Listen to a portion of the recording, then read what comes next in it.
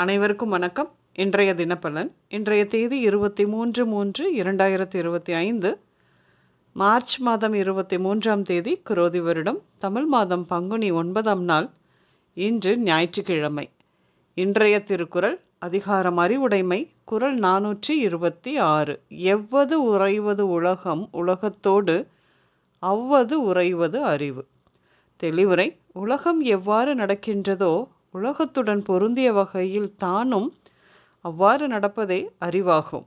இன்று பிறந்தநாள் மற்றும் திருமண நாள் காணும் அனைவருக்கும் இனிய பிறந்தநாள் மற்றும் திருமண நாள் நல்வாழ்த்துக்கள். இன்றைய கிரக நிலைகள்: சொந்த ராசியில் கும்பத்தில் சனி விளிம்பில் இருக்கிறது. சுக்கிரன் புதன் இரண்டுமே வக்ரம் மீனத்தில், அதோடு கூட சூரியனும் ராகுவும். ரிஷபத்தில் குரு, மிதுனத்தில் செவ்வாய், கன்னியில் கேது, சந்திரன் தனுசில் இருக்கிறது.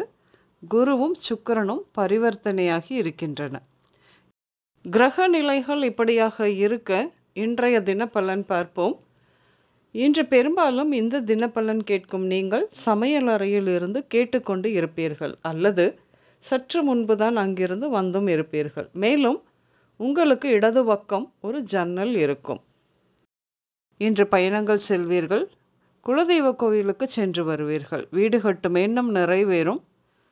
குழந்தை பிறப்பு மிகுந்த மகிழ்ச்சியை கொடுக்கும் குடும்பத்தில். சிலருக்கு இரட்டை குழந்தை பிறப்பு இருக்கும். என்று உங்கள் மகளின் நிலையில் வருத்தம் ஏற்படக்கூடிய வகையில் ஏதாவது ஒரு பிரச்சனை ஏற்படும்.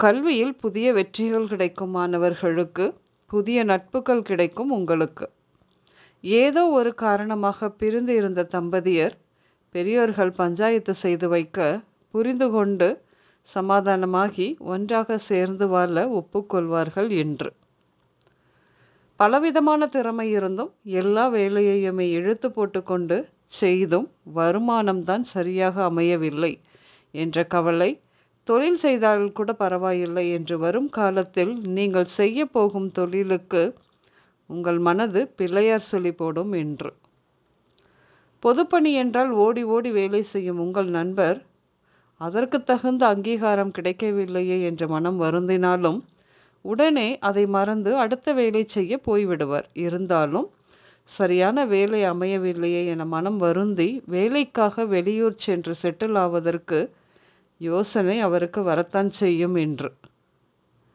பருவ வயதிலேயே கிராமத்தை விட்டு வேலை தேடி நகரத்திற்கு வந்து இங்கேயே செட்டிலும் ஆகிய அரசு வேலையில் இருந்து ஓய்வு பெறும் நீங்கள் மாலை நேரம் ஈசி சேரில் அமர்ந்து கிராமத்தில் பலவித உறவுகளுடன் ஒன்றாக கூடி கூட்டு குடும்பமாக திருவிழாவாக வாழ்ந்ததையும், இப்பொழுது உறவு எல்லாமே ஒவ்வொரு மூளைக்கு ஒவ்வொருவராக பல இடத்தில் இருப்பதை நினைத்து பார்த்து பழைய நினைவில் மூழ்கி மனம் சிறிது கனமாகத்தான் உணர்வீர்கள். என்று அரசு வேலையில் வெளியூர் போக விரும்பாமல் ப்ரமோஷன் வந்ததை வேண்டாம் என்று சொல்லிவிட்டு இப்பொழுது கடைசி காலத்தில் வெளியே போயிருந்தால் நல்ல பதவி மற்றும் சம்பளத்துடன் ஓய்வு பெற்றிருக்கலாமே என்று இப்பொழுது புலம்பி என்ன செய்ய முடியும்?